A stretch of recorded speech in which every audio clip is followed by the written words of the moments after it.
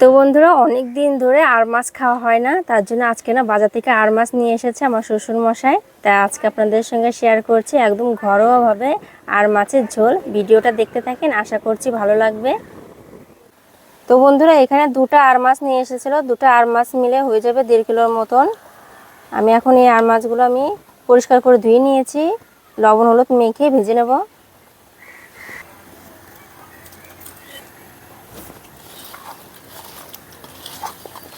তেলটা গরম করতে বসিয়ে দিয়েছি, তেলটা গরমও হয়ে গেছে। তো বন্ধুরা, আর মাছটা কিন্তু ফোটে একটু সাবধানে ভেজে নিতে হবে।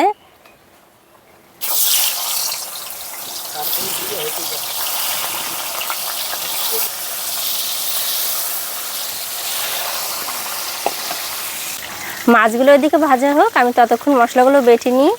আর যতটা ভয় পেয়েছিলাম যে মাছগুলো সেই ফুটবে, ফুটছে না কিন্তু অতটাও। সে মশলাগুলোর মধ্যে আমি নিয়েছি শুকনো লঙ্কা, আদা, দারচিনি, গোটা জিরে, গোটা ধনে বেটে নেব।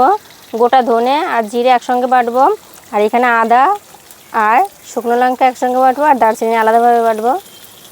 মশলাগুলো কিন্তু আমি কাঁচাই নিয়েছি, ভেজে নিইনি, জল দিয়ে বেটে নেব।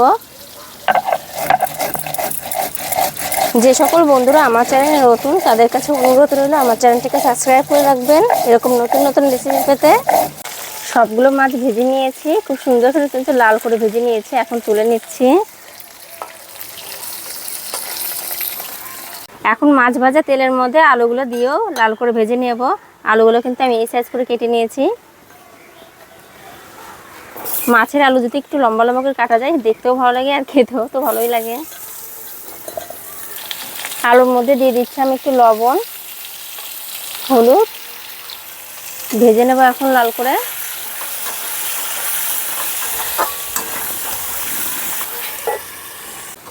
আলুগুলো লাল করে ভেজে নিয়েছি, এখন তুলে নিচ্ছি। আলুগুলো যদি ঢাকা দিয়ে ভাজা যায় কিন্তু, তাহলে ভাজাও হয় আর এদিকে সেদ্ধও হয়ে যায়। ওই তেলের মধ্যে আর একটু তেল দিয়ে দিচ্ছি। তেল দিয়ে এখন সোমবারাটা দিয়ে দেব। তেলের মধ্যে তেজপাতা, শুকনো লঙ্কা আর একটু গোটা জিরে দিয়ে সামান্য একটু ভাজা ভাজা করে নেব। এখানে জিরে, ধনে আর এখানে আছে আদা আর শুকনো লঙ্কা বাটা একসঙ্গে দিয়ে দিচ্ছি তেলের মধ্যে।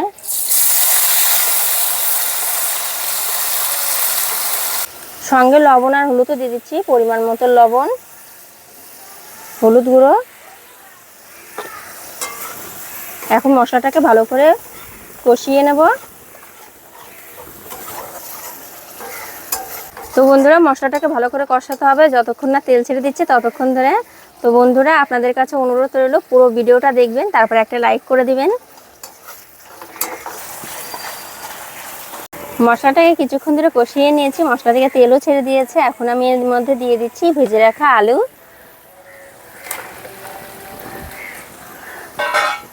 আলুগুলো এখন মশলার সঙ্গে মিশিয়ে নেব। মেশানো হয়ে গেলে পরে এর মধ্যে দিয়ে দেব জল।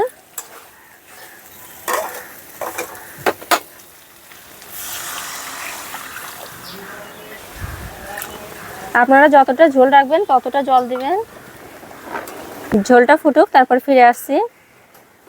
ঝোলটা ফুটে গেছে, এখন ভেজে রাখা মাছগুলো দিয়ে দিচ্ছি ঝোলের মধ্যে।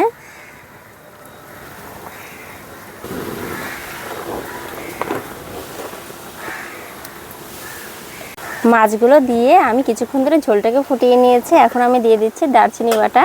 এখানে কিন্তু দারচিনির বদলে আপনারা গরম মশলা বাটাও দিতে পারেন, কিন্তু কতক সময় কিন্তু গরম মশলাটা বাটা দিলে মাছের মধ্যে ভালো লাগে না।